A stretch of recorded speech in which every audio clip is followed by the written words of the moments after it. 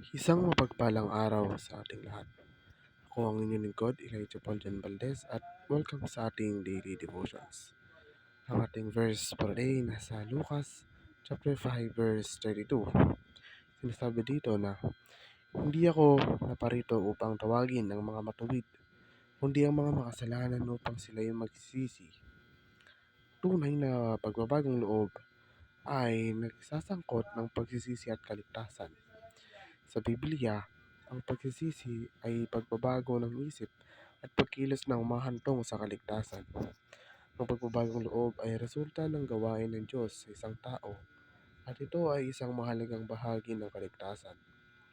Ayon sa teolohiyang Kristiyano, ang tunay na pagbabagong loob ay mahalagang itinuturing na isang kompletong pagpapasakop kay Kristo. Ibig sabihin ay ang isang pagsuko ng sariling kalooban at pagnanais na sundin si Jesus bilang ang pinakamataas na otoridad sa kanilang buhay na sumasaklaw sa parehong pananampalataya at pagsisisi bilang mga pangunahing aspeto ng pagsuko na ito.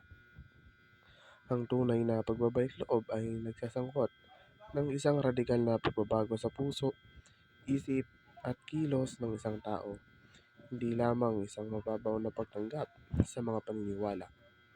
Nangangahulugan ito ng isang mulat na desisyon na ibigay ang kontrol kay Kristo.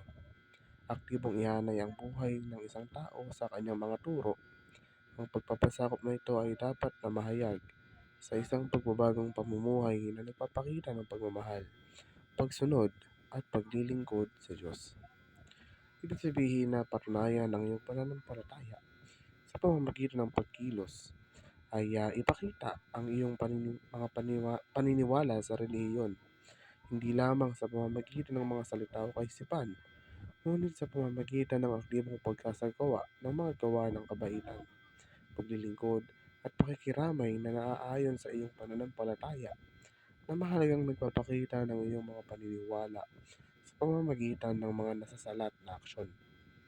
Ang konseptong ito ay madalas na binabanggit sa Biblia, partikular na aklat ni Santiago kung saan nakasaad dito na ang pananampalataya na walang gawa ay patay.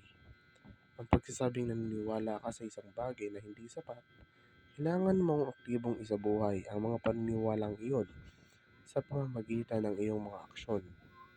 At kapag kumilos ka ayon sa iyong pananampalataya, ito ay positibong makakaimpluwensya at makakapagbigay inspirasyon sa mga nasa paligid mo. Ibig sabihin ng pagsasagawa ng pamumuhay para kay Kristo bilang isang pamumuhay ay aktibong isinasama ang mga pagpapahalaga at prinsipyong Kristiyano sa bawat aspeto ng iyong pang-araw-araw na buhay. Ginagawa ang iyong pananampalataya ng isang puwersang gumagabay sa iyong pag-iisip, kilos at mga desisyon.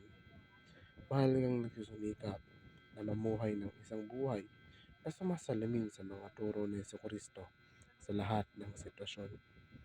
Muli, ako ang inyong lingkod, Elijah Paul Jan Valdez, at dito na nagtatapos ang aking daily devotions.